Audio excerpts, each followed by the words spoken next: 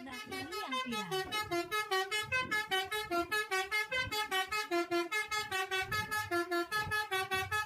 Teloletnya sampai ditiru hampir seluruh bus di Indonesia.